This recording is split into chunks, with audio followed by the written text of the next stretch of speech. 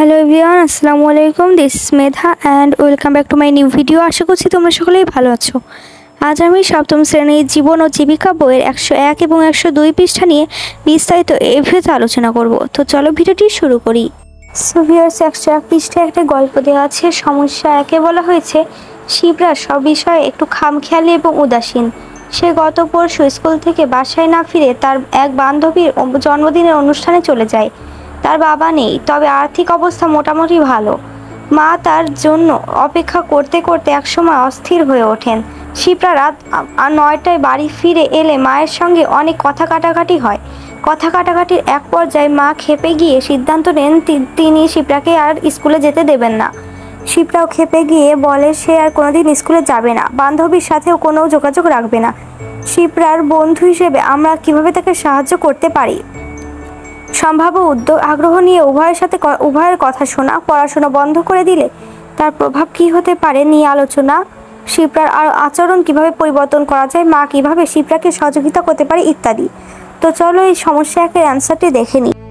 সমস্যা 2, সজীব খুব মেধাবী, কিন্তু আজকাল সে লেখাপড়ায় ভীষণ অমনোযোগী হয়ে উঠেছে। যতক্ষণ বাসায় থাকে শুধু টিভি দেখে, মোবাইল ফোন, টিভি অথবা কম্পিউটার গেম খেলে। বাবা মায়ের সঙ্গে একেবারেই কথা বলে না।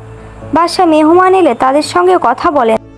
সে খাবার খেয়েছে কিনা জিজ্ঞেস করলেও প্রচণ্ড রেগে যায়।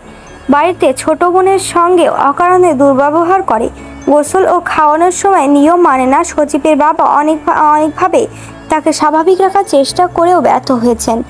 স্কুল থেকেও তার নামে আজকাল অভিযোগ আসছে।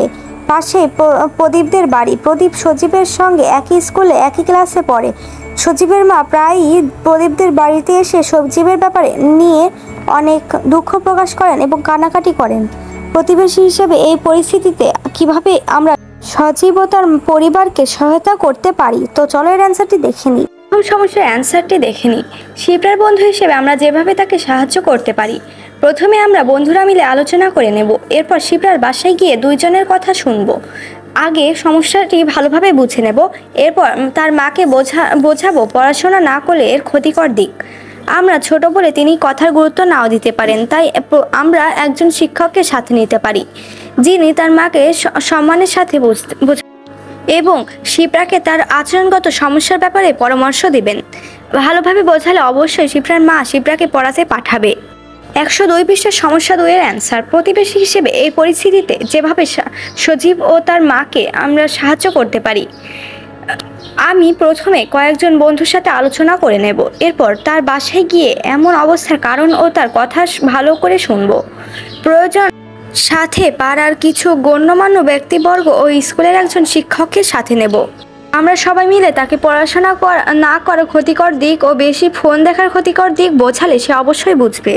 তো ভিউয়ার্স, আজকে ছিল ভিডিওটি এই পর্যন্তই। আশা করছি তোমাদের সকলেরই কাজে লাগবে। আর ভিডিওটি ভালো লাগলে অবশ্যই লাইক, কমেন্ট এবং শেয়ার করবে। আর যদি কোনো ভিডিও প্রয়োজন হয় অবশ্যই আমাকে কমেন্টে জানাবে। ধন্যবাদ।